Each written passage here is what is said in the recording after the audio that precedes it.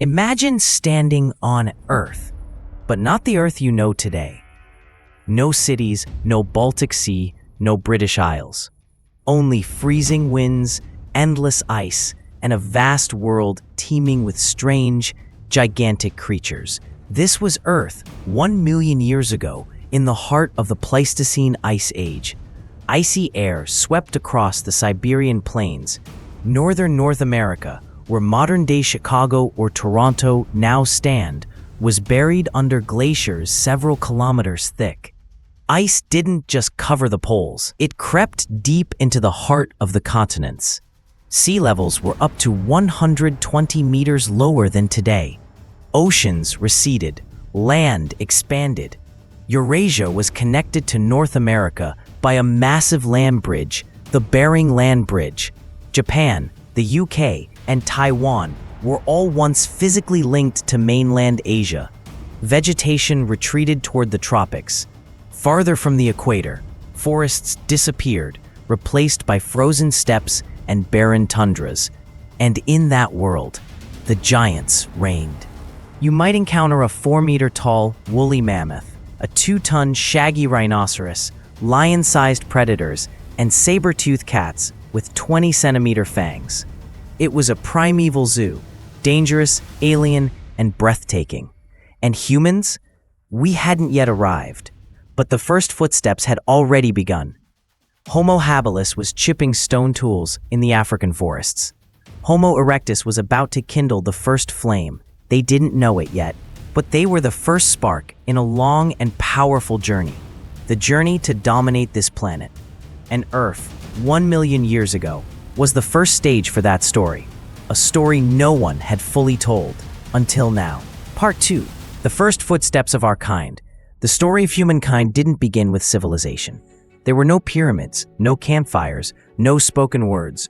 Only a small trembling creature, raising a crude stone for the first time, to strike the carcass of a fallen animal. Roughly 2 million years ago, on the grasslands of East Africa, that creature emerged. It was called Homo habilis, the handyman. They were not quite apes anymore, but they weren't yet human either. They stood upright, with nimble hands made for grasping. And most importantly, they knew how to shape tools from stone. Sharp tips to tear flesh, jagged flakes to scrape hides. It was a turning point, the moment we stopped relying on fangs or claws to survive. They began to use sounds to call one another, to hunt in groups, to take shelter when the storms rolled in. They didn't know fire yet, but they were already different. Then, around 1.9 million years ago, a new species appeared, Homo erectus, the upright man, taller, swifter, smarter. And most importantly, they mastered fire. Fire allowed them to cook food, stay warm, and ward off predators. It was not a revolution forged in metal, but in dry sticks set ablaze beneath a night sky. Homo erectus was the first human to leave Africa. They didn't stop at the savannah. They crossed deserts, jungles, rivers, and mountains, spreading into the Middle East, Asia, even as far as Indonesia. They were true pioneers, blazing trails that later species of Homo would follow. And perhaps they were our direct ancestors. But they were not the final chapter. They were just the first step in a journey millions of years long, a journey that would one day lead to you. Part 3. The Forgotten Homo, isolated, faded, and extinct. The story of humanity isn't just about Homo sapiens. In the shadows of deep time, there were others, small, solitary offshoots of the human family tree, who walked, survived, loved, and then vanished without a trace. Java man, Flores man, Luzon man. They lived on remote islands in Southeast Asia, cut off for hundreds of thousands of years. In isolation, they evolved along strange, unique paths.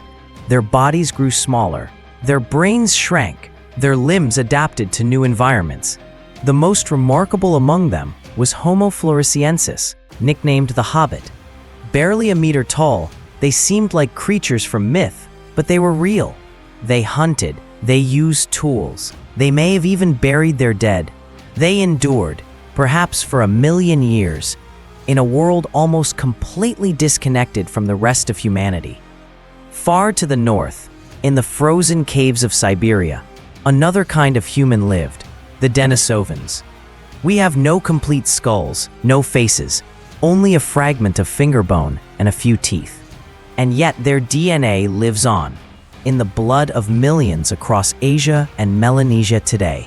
They are the invisible people of history, unseen but never fully gone. So why did they vanish?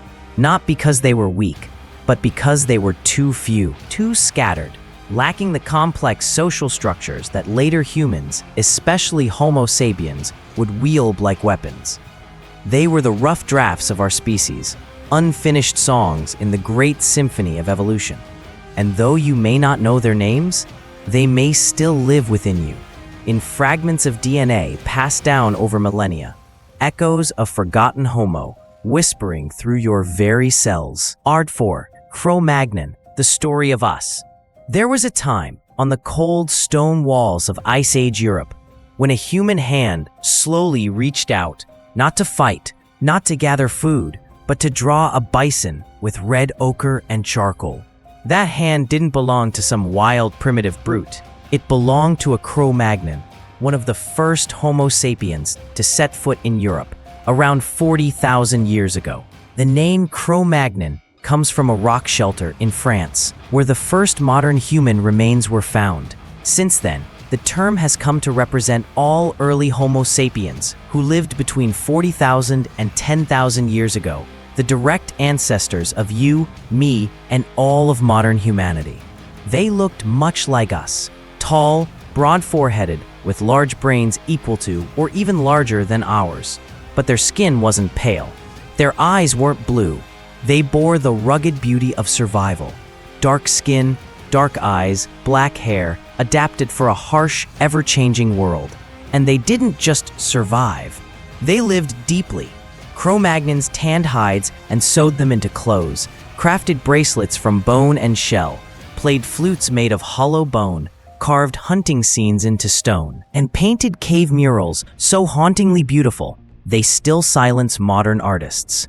They buried their dead, left behind grave goods, garlands, and protective charms. They believed in spirits, in an afterlife. They didn't just exist, they wanted to be remembered. In less than 50,000 years, they spread across the world, crossing the Sahara, sweeping into the Middle East, Europe, and Siberia, even sailing to Australia. They weren't loners. They traveled in groups. They shared. They built communities. With superior tools, refined skills, and strong social bonds, they did what no other Homo species ever could. They were the last ones standing. And from them, the true story of modern humanity finally began.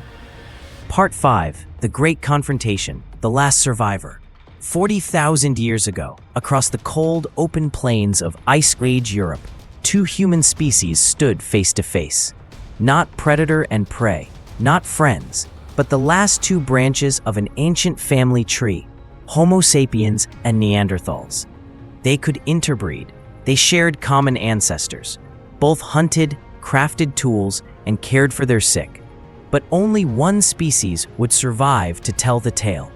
Neanderthals were strong, stocky, muscular, taller than sapiens. They were perfectly adapted to the cold. Broad noses to warm icy air, dense bones for climbing and hunting in rugged terrain. They once roamed across Europe, the Middle East, even into Siberia. But they lived in small, scattered groups.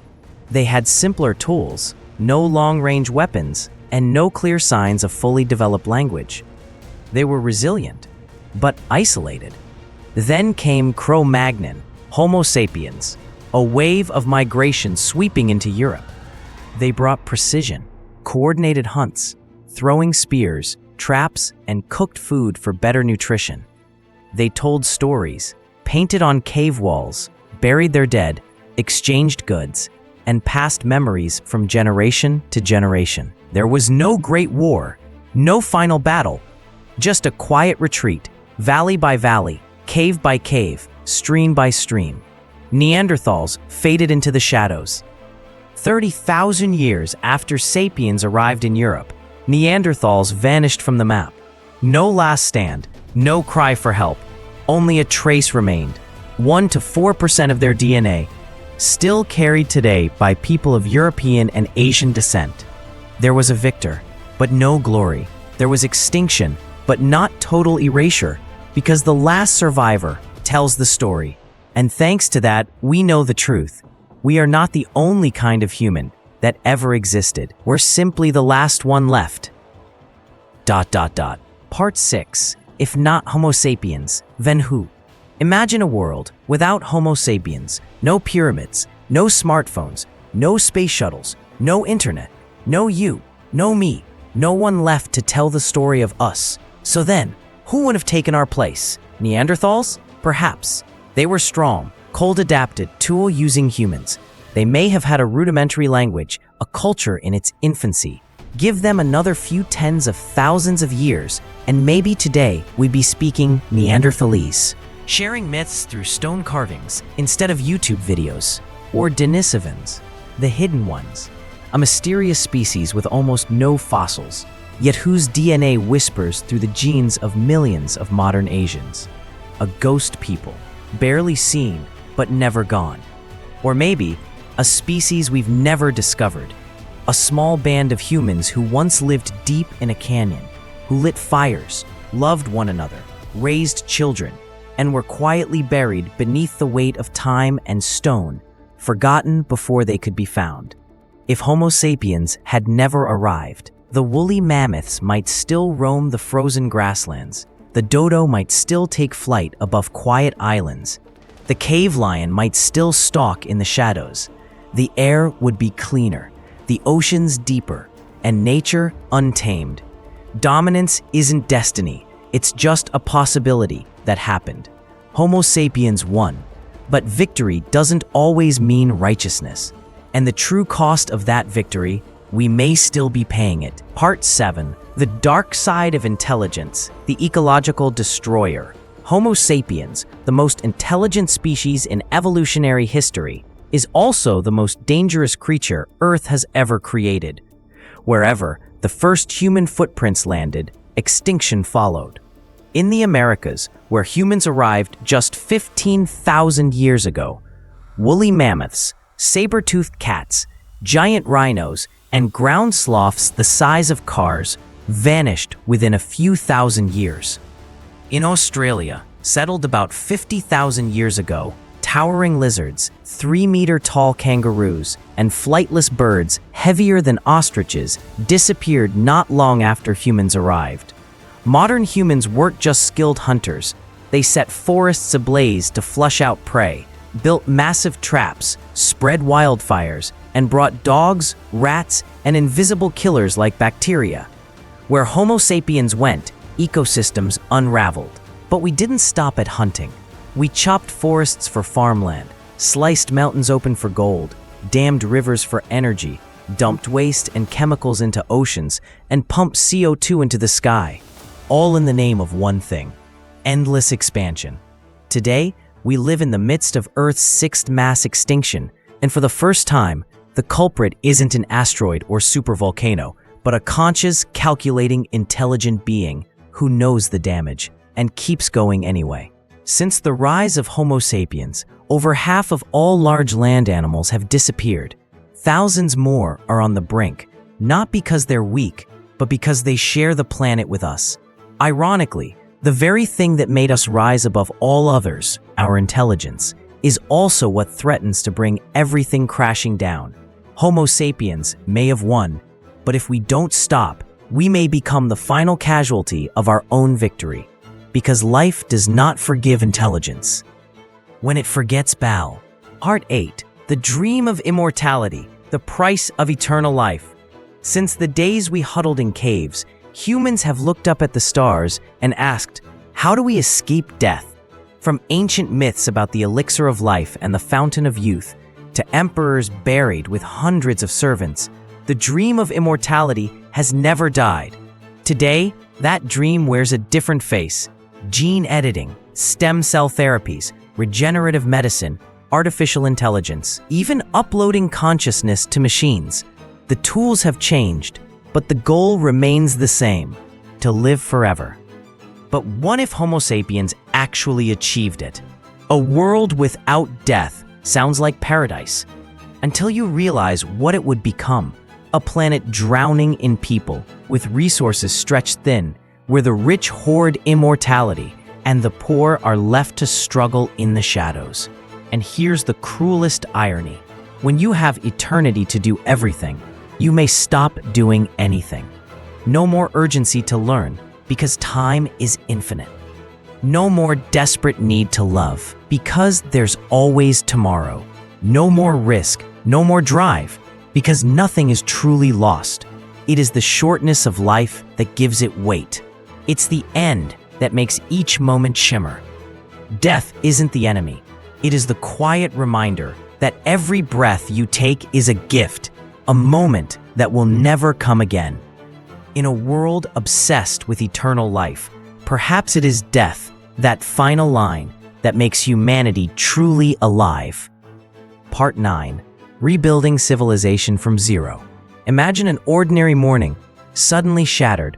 No electricity, no signal, no food in stores, no government, no aid, only people, bare, confused, vulnerable, staring at a world that has collapsed. If nuclear war, global pandemics, or climate catastrophe push us past the brink, the civilization we once took pride in could vanish in mere weeks. Could the survivors start over? The answer is yes, but it wouldn't be easy. We would return to primal skills: hunting, gathering, planting seeds, rubbing sticks to spark fire, making tools from stone and bone, catching rain in leaves, and sharing meals around the flame. No more technology, only memory, instinct, and courage. Yet humanity today wouldn't be starting from absolute zero. The old world would leave behind a vast inheritance: books, broken machines, abandoned buildings, forgotten websites, scribbled notes in notebooks buried under ruins. If survivors can remember, teach, and retell, they could rebuild society in centuries, not the millennia it once took. What matters most isn't technology, but cooperation, structure, storytelling, and shared knowledge. These are the very traits that once saved Homo erectus, and they're still the traits that define us. We didn't survive because we were the strongest. We survived because we worked together. If we can hold on to that spirit, humanity can rise again. And this time, maybe we won't make the same mistakes. Part 10. The final warning from evolutionary history. The history of evolution is not a triumphant anthem.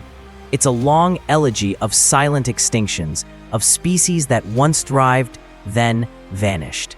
From Sahelanthropus, who took the first upright steps on the edge of the Sahara 7 million years ago, to Homo habilis, who chipped stone into blades, to the Neanderthals, Denisovans, and Floresiensis. Each was once nature's hopeful experiment, but now they're all gone. Only Homo sapiens remains, alone, no rivals, no siblings, no replacement. We didn't survive because we were the strongest, or the fastest, or the most numerous, but because we imagined, because we told stories, because we shared knowledge through language, symbols, and rituals. That made us masters of the earth, and it may also make us its undoing. History doesn't repeat, but it does warn. Every fossil, every extinct species, every vanished human cousin whispers the same message. Don't think you are the exception. We stand at the summit of evolution, but every peak has a cliff's edge. The last 200,000 years have been a miracle, but the next 100 may decide everything. Will humanity become the greatest legend ever told, or just a footnote in the fossil record of some future species? Remember, the very things that made us rulers of this planet could also lead us to extinction if we don't change. Nature doesn't need humanity to survive, but humanity cannot live without nature. You are alive in the most fragile moment of our species' entire existence. We no longer fight saber-toothed cats or hunt mammoths. We are now battling the consequences of our own creation. If you believe evolution is more than just history, that it's a warning for today and a choice for tomorrow, subscribe to this channel. Here, we retell the forgotten stories of vanished Homo cousins, of human brilliance and the price it demands, and of the future that awaits if we don't wake up. Hit that subscribe button to join me on the greatest journey this planet has ever seen.